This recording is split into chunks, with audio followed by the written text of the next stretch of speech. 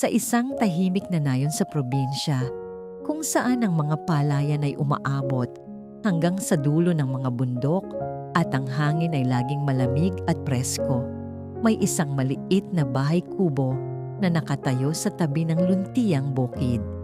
Dito nakatira si Lola Cely, isang mabait at masipag na lola na kilala hindi lamang sa kanyang nangiti, kundi sa kanyang napakasarap na suman.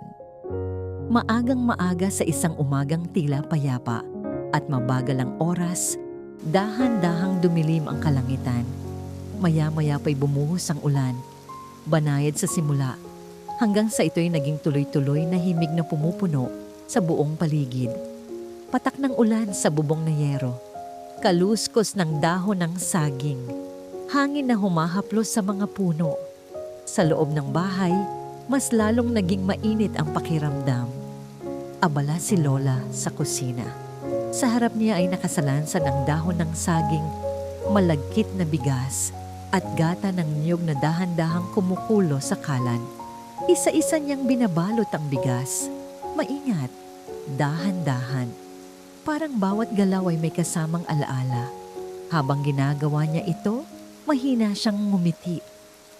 Naalala niya ang mga panahong ang kanyang mga anak ay maliliit pa. Pareho rin silang sabi kapag umuulan dahil alam nilang may suman si Lola pagkatapos. Sa may sala, tahimik na nakaupo ang kanyang apo na si Mika. Nakatingin siya sa bintana habang pinapakinggan ang ulan. Lola, bakit po laging masarap ang suman niyo kapag umuulan? Tanong niya ng mahina. Ngumiti si Lola habang hindi tumitigil sa pagbabalot. Hindi dahil sa ulan, apo, kundi dahil mas masaya ang puso kapag magkakasama tayo. Habang kumukulo ang suman sa kalan, kumakalat sa buong bahay ang mabangong halimuyak ng gata. Parang niyayakap ang buong maliit na bahay ng init at katahimikan. Si Mika ay lumapit sa kusina. Pinagmamasdan ng singaw na dahan-dahang umaangat. Sa labas, bumubuhos ang ulan.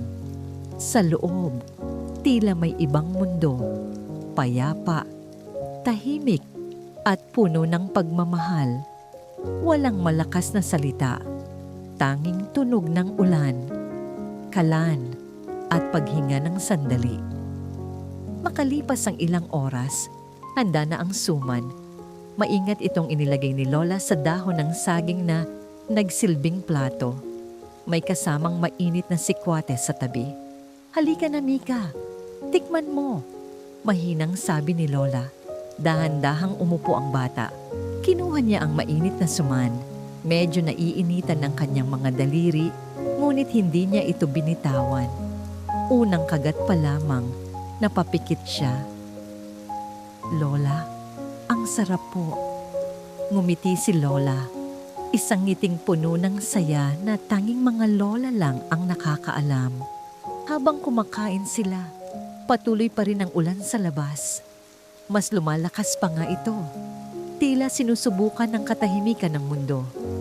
Pero sa loob ng maliit na bahay kubo, walang bagyong kayang pumasok. Dahil naroon ang init ng sikwate, ang bango ng suman, at ang presensya ng isa't isa.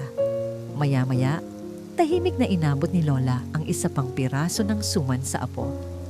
Lola, bakit po parang mas masarap ito kaysa dati? Tanong ni Mika. Tumitig si Lola sa kanya. Dahil ngayon, kasama mo ako. At sa sandaling yon, natutunan ng bata na ang tunay na sarap ng pagkain ay hindi lang nasa lasa, kundi nasa mga taong kasama mo habang kinakain ito. Sa labas, patuloy ang ulan. Ngunit sa loob ng bahay kubo, isang payapang mundo ang nananatili.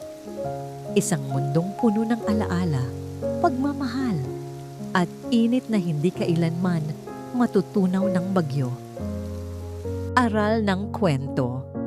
Ang tunay na yaman ay hindi nakikita sa bagay o pagkain, kundi sa pamilyang nagmamahalan at sa mga simpleng sandaling pinagsasaluhan ng buo ang puso.